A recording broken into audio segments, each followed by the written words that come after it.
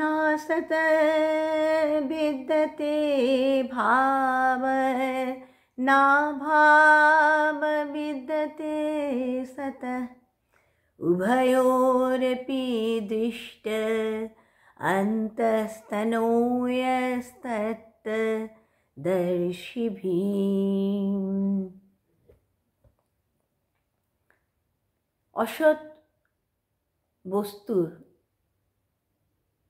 তো সত্তা নেই, অস্তিত্ব নেই, আবার সৎ বস্তুর অভাব নেই, অর্থাৎ অনস্তিত্ব নেই। এইরূপে এই দুটিরই যথার্থ তত্ত্ব জ্ঞানীগণের দ্বারা উপলব্ধ হয়েছে। জ্ঞানীগণ এমনভাবেই তারা উপলব্ধি করতে পেরেছেন। ভগবান অর্জুনের এই শোক দেখে তিনি বলছেন, অনুপযুক্ত স্থানে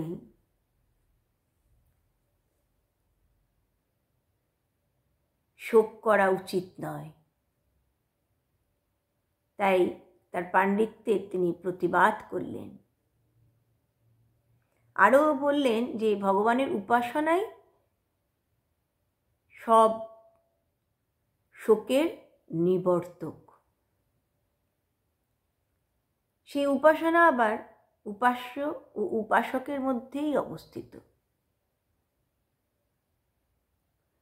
তাই উপাস্য আর উপাসকের মধ্যে যদি ভেদ না থাকে তাহলে উপাসনা হয় না, উপাসনা স্থিতি হয় না। সেই জন্য পরমাত্মাকে, পরমেশ্বরকে অংশীরূপে উপাস্য জেনে নিজেকে সেই পরমাত্মার বিভিন্ন অংশ বলেই জানতে হবে। এই উভয়ের মধ্যে এই যে পারমার্থিক ভেদ, সেটা নিত্য সত্য।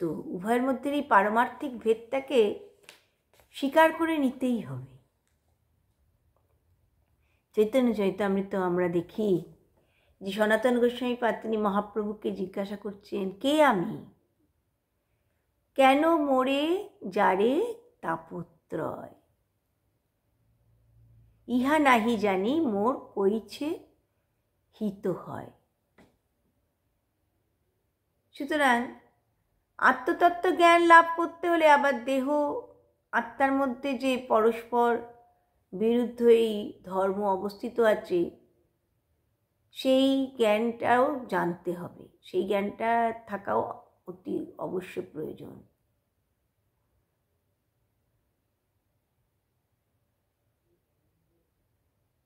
এখানে গীতায়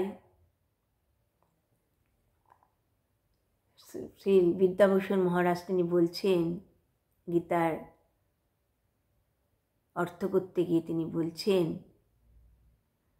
জীবাত্মা সৎ অর্থাৎ নিত্য, তার তো নাশ নেই। এই সূক্ষ্ম দেহ, স্থূল দেহ, এগুলো অসৎ, অনিত্য, তাদের নিত্য স্থিতি নেই।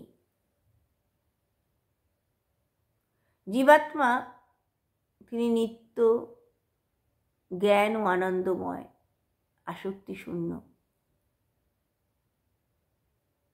আর এই স্থূল সূক্ষ্ম দেহদয়, তারা জড়, শোক, মোহ ইত্যাদি নানা ধর্মযুক্ত।